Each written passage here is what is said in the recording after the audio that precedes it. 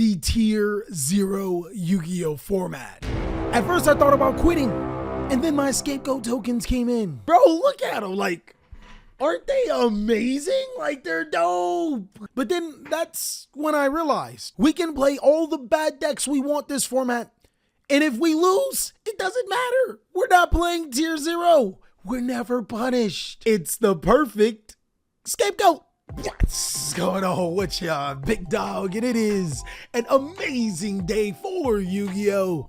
I hope that your day, phenomenal. But if it isn't, don't let what happened at the beginning of your day ruin the rest of your day. Like, seriously, just summon 4 tokens to your side of the field if somebody's making a bad day and let them take that bad day for you.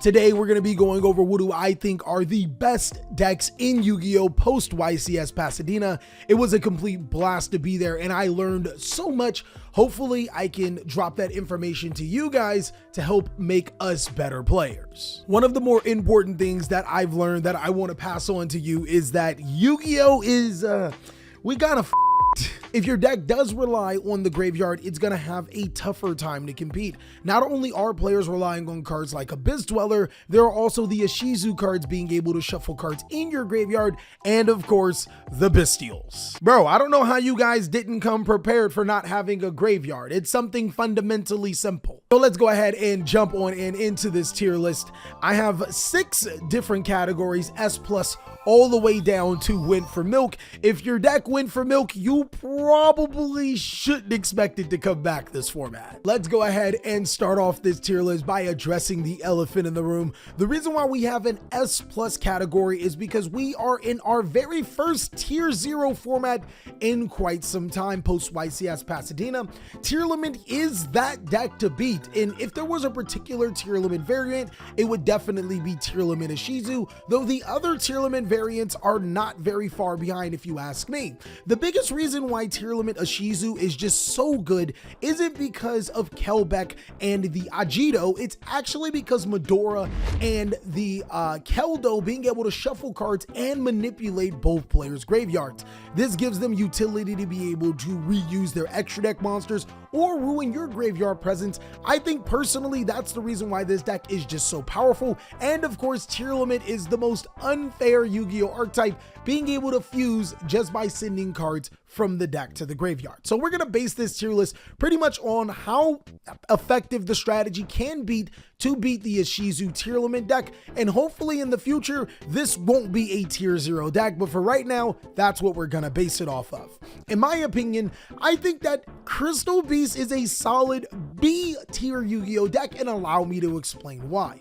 Dimensional Shifter isn't as powerful against the Tearlament Ishizu if they're playing Herald of Orange Light, or if they're siding Sideframe Gear Gamma or not mainboarding it, but when Dimensional Shifter can resolve, it is a complete blowout against the Tearlament Ishizu and actually Tearlament or Graveyard reliant decks.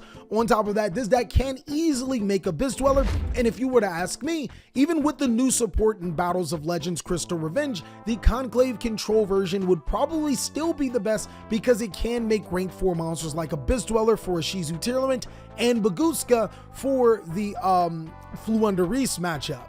Moving on to Despia. Unfortunately, I gotta put my Despias in the C tier. I really want to put them. I'm gonna say it, but man, it's actually crazy how it hasn't even been a full year and Despia went from one of the top tier contending decks to a C tier Yu-Gi-Oh! Deck. It's crazy, but it actually can be easily explained. Not only can the bestial monsters hit branded in red, which will prevent you from being able to fusion summon on your opponent's turn, something that branded Despia, that was like a core centerpiece of the strategy. Mirror Jade is also not as powerful as being able to destroy all of your opponent's monsters. When it's destroyed, God, Tearlaments just kind of don't care about all of that. On top of that, Keldo and the Medora being able to shuffle cards in your graveyard that you want in your graveyard.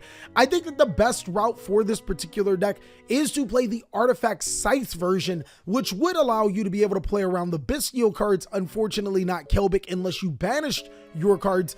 And the Despia Bestial isn't as great as players would say it would be. I don't think it's bad, I just don't think it is as great. With that being said, Branded Despia, in my opinion, is going to be a C-tier Yu-Gi-Oh deck. It is a struggle going against some of the other top decks in Yu-Gi-Oh, but you can play Dimensional Shifter in this deck and have success with it. Draco Slayer is actually the deck that I took at YCS Pasadena, and against the Tier Limit Ishizu matchup, I had a really good time, mainly because the Draco Slayer deck does not care about its graveyard, so mill away, it doesn't really matter. Bestial monsters also don't matter against this deck, and it can search Necro Valley, which means if you win the dice roll, you're probably winning the match. With that being said, I would still put Draco Slayer at the B tier. I think that there are some inherent problems with Draco Slayer, at least with my particular build through testing. The problem that I experienced with Draco Slayer is that I drew way too many high scales, and that's something that when talking to other Draco Slayer players, they've experienced too. Also, when the Draco Slayer deck does get hand trapped, it is not a great time. Granted, Tier Limit and some of the other top decks don't play hand traps, but the bottom tier decks will play hand traps, which means True Draco will struggle. Eldlich is going to be our very first went out for milk strategy, my guy. It is confirmed that Eldlich the Golden Lord just might be my father. The reason why Eldlich is just not good right now is not only the bestial monsters being able to banish Eldlich the Golden Lord, we're going to start seeing a lot more bestial monsters in this particular format to be able to counter a Shizu tier, but also being able to shuffle in those trap cards with the Shizu cards will set this deck back for ages. It's a really slow deck that doesn't have a lot going for it right now, but I think that in the future, hopefully Eldlich can be in a very much better place. But for right now, went out for milk. And to be fair, this is about a 3-year-old deck. So, I mean, I guess times do move past it when you don't get support. Exo Sisters. Where do we rate the Dryer deck, guys? I think that Exo Sisters has a little bit over Crystal Beast and Draco Slayer, so I'm going to put it in the A tier. It can play the similar cards that Draco Slayer and the Crystal Beast strategy can, which is Necro Valley and Dimensional Shifter. But what separates Exo Sister is that its core function is built around being playing against decks like this in a tier 0 format where decks are so reliant on the graveyard. Also, keep in mind that Exo Sister is one of the only strategies that can completely turn off particular cards at points in time through Exo Sister Carpe Diem. This card allows you to negate a card effect or declare a card effect and negate that card's effect, so that could come up. And it's a deck that can play on your opponent's turn, is built to play on your opponent's turn, where these decks aren't necessarily, and that's where the format seems to be gravitating towards. Floowandereeze is our solid S-tier Yu-Gi-Oh deck. I personally would not even hold you for playing Floowandereeze. It has the perks of some of these other decks being able to play Dimensional Shifter, but the difference between Dimensional Shifter and Floowandereeze and these decks is that Floowandereeze could play Dimensional Shifter past turn 1 because it can banish the cards in its graveyard and manages graveyard that well. But another great thing about Floowandereeze is the Harpy's Featherstorm card. I think that that card is completely ridiculous. It turns off all monster effects for an entire turn, which could be really good against a Shizu tier limit, seeing that it is an effect monster based deck. Now, if we're going to move on to Kashtira, Kashtira has not seen a lot of competitive Yu-Gi-Oh play. I do think that it's a solid B tier deck though, and it's mainly for a few reasons. First of all, again, you can mainboard those cards like Dimensional Shifter and Necro Valley in this deck and you won't miss a beat. But the thing that I love about the Kashtira strategy is that it can banish face down, and in my experience, being able to resolve the effect of Kashtira Unicorn, being able to banish that one copy of Kid Kalos that a lot of Shizu tier limit players are playing could be catastrophic against them. This is also a deck that is getting more support in Photon Hypernova, so this is actually a deck that will climb in the rankings. I feel that if you're picking a deck, this would probably be one of those decks that you should look at a little more than the others because it has so much upward potential, where Floowandereeze and Exo Sister have already peaked. Labyrinth are going to be well, the good news is that, in my opinion, Labyrinth is the best trap deck. The bad news is that it's still only in the C tier, Because Labyrinth is so reliant on being a dark strategy, the Bestial cards do not work in that favor, being able to banish those Labyrinth monsters before you can special summon them to your side of the field with Labyrinth. But there is a silver lining with this deck. It can play cards like Fiend Griefing to be able to shuffle in tier limit monsters before they can resolve their effects, and give you the added bonus of being able to send Fiend monsters like Absolute King Backjack to the graveyard, which will allow you to set up with cards like Dimensional Barrier or different dimension ground. I think that that's one great thing about the Labyrinth strategy, but because of the Bestial monsters and players are going to be expected to play a lot more of that because of tier limit, I would say that it's a solid C tier deck. The same thing with Mathmech. There was a player that on my channel said that they topped with Mathmech in a regional. That was before Magnificent Mavens, I believe, so before the tier 0 format. But I think that he is going to be the exception to the rule rather than the rule itself, and that's mainly because players should be playing a lot more Bestial cards. Now, while I don't think Mathmech is bad, I think that a lot of the strong selling points for this deck aren't great right now. The ability to play a ton of hand traps isn't necessarily a good thing. Them being light monsters, being able to interact with Super Fractorial to prevent them from being able to special summon for 3, and also prevent Mathmech Diameter from resolving consistently. But what I do like about Mathmech is that it is a very solid, cheap budget Yu-Gi-Oh deck that can contend with some of these bottom tier decks, just maybe not the best against the Shizu tier limit. I'm going to go ahead and make a bold take. You guys may be like, yo, Cali, what are you doing?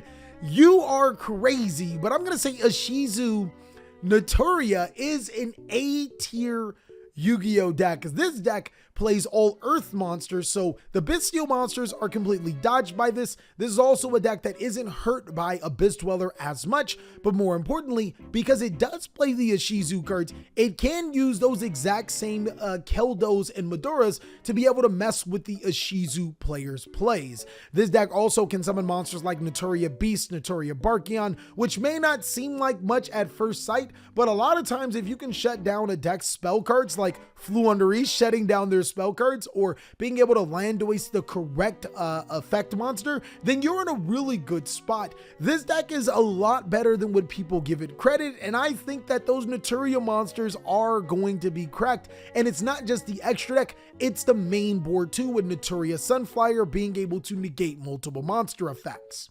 TJ played Punk at the event at YCS Pasadena, and he actually did a lot better than what a lot of people would have given him credit. Some people would say that Punk is dead, but when you can summon a unaffected Psychic in Punisher to your side of the field, I think that puts you in a very solid C tier.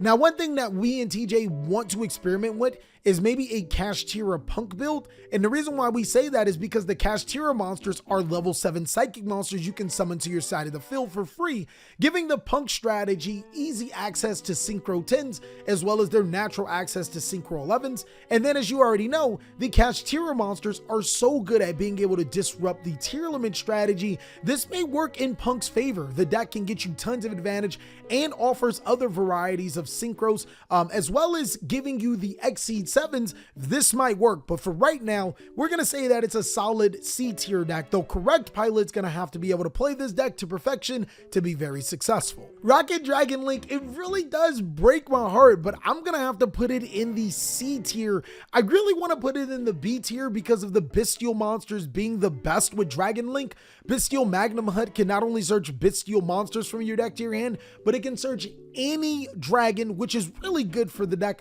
But that's pretty much all that this deck has going for it right now, as cards like Abyss Dweller does hurt the strategy. Cards like Dimensional Shifter are completely headaches for this strategy. It is a strategy that could be fairly graveyard reliant from time to time and can be interrupted at its critical choke points, which is why I want to put it in the C tier, but those Bestial cards make you want to feel like it is a B tier deck. The correct pilot could have some success with this deck in my opinion, because it can dodge a lot of hand traps from the lower ranks, and the Ishizu Dragon Link matchup is really interesting. Runicks, I'm going to go ahead and make another bold take. I'm going to say Runicks are an A tier Yu-Gi-Oh deck, if not an S tier Yu-Gi-Oh deck. And the reason why I think Runicks are so good is because they ignore a lot of the principles that we were just talking about. Dimensional Shifter doesn't really hurt. They could just kind of wait it out if they don't already have spell cards in their graveyard. They can actually even play Dimensional Shifter to slow a tier limit player down to get what they desire. But all of the nasty floodgates that I've experienced played against Runick is just ridiculous. Mystic Mine is a card that you still have to respect as a tier limit player, but this deck plays upwards to 9 through Demise of the Lands, Mystic Mines, and then a Mono Awato, which completely shuts off your turn. And if they go Mystic Mine with a Mono Awato, it's just even worse, because now, even when you deal with the Mystic Mine, you still can't activate monster effects because of Awato. I think another aspect about this deck is that since it doesn't play the normal game of summoning monsters, it can just wait and deck this deck out. Like, I've been decked out by a Runick player because I got too greedy and sent too many cards off the top of my deck, and he just kind of did the rest and banished the rest, and I'm just like, well, it's not really much else to do. Personally, I do think that this deck is one of the more solid decks in Yu-Gi-Oh! And has solidified it as one of the best decks in Tactical Masters. Scareclaw is actually a lot better than what players think. I'm going to make a bold take with Scareclaw and say that it is a B tier Yu-Gi-Oh deck. Photon Hypernova does give it a little bit more support. That's going to make it even better. It's one of those strategies, just like Kashtira, you look at because you know it's going to get more powerful. But even more importantly right now, this deck does not rely on its graveyard, meaning cards like Dimensional Shifter, Abyss Dweller, even the Bestial cards does not affect this deck as heavily as it would to other decks. And then there's Scareclaw Tryhard, which flips all of the monsters that tier limit would probably summon in defense position and allows you to just use your monsters as a battering ram, inflicting massive amounts of damage and attacking a ton until your opponent has to summon a Link monster. And then if you can deal with that, Scareclaw's in a really good spot. Sky Striker, I think Sky Striker, well, Sky Striker isn't affected as heavy by the Bestial cards as I would think. Banishing Sky Striker Kagari or Ray, not Kagari, banishing Sky Striker, Sky Striker is like Rocket Dragon Link. I think Sky Striker could be in the B tier, but I think it's probably best suited in that C tier, and allow me to explain why. The Bestial cards don't hurt Sky Striker as much as I thought initially. Being able to banish Ray is huge, but this deck has other ways to get to Ray. And then on top of that, with the new Sky Striker linkage, you can just exchange your Sky Striker card on the field for another one to keep your engine going, making Hayate a little bit more easier to access to put another Ray into the graveyard.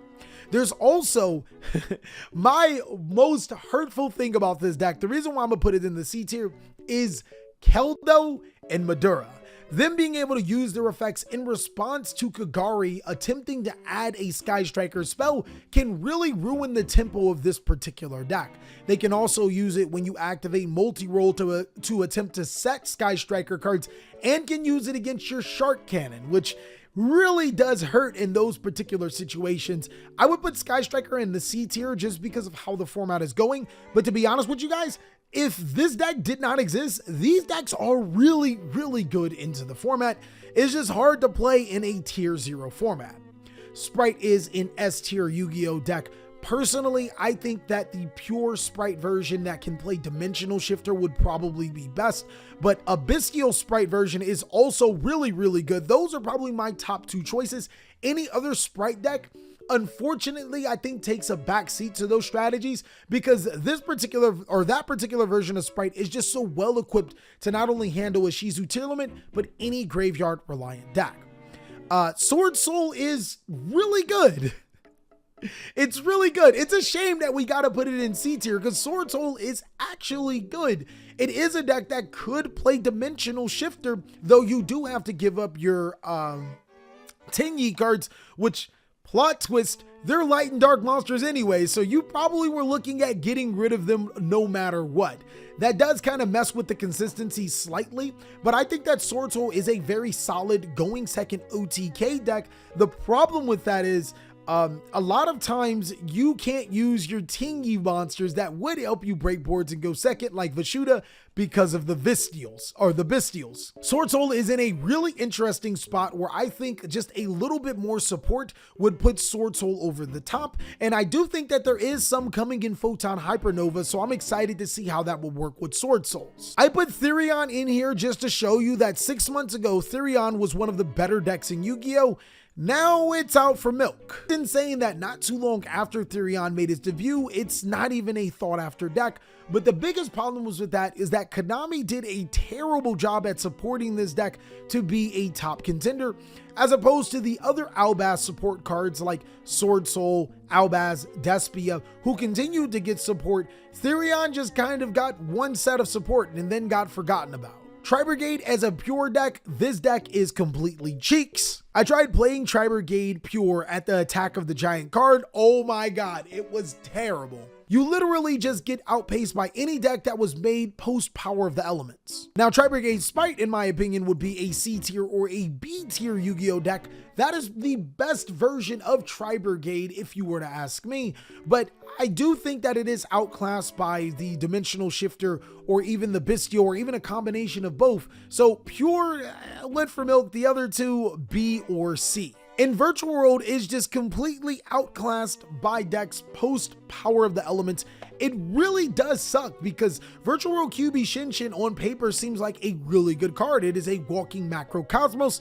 The only problem is that it's a walking macrocosmos for the field. Bro, if this was a macrocosmos for the deck, yo, Summon Shinshin Pass would be the wave. Overall, I think for a lot of these decks, they're not necessarily bad, but more support is definitely in order. Some of these strategies have not been supported since they've came out. That is all that I have for my meta tier list post YCS Pasadena. I'm really curious to hear what do you have to say about where I put these strategies, what I missed, did I put something too high or did I put something too low? As always, be sure to check out these other awesome, amazing videos. Click on those videos because they are phenomenal.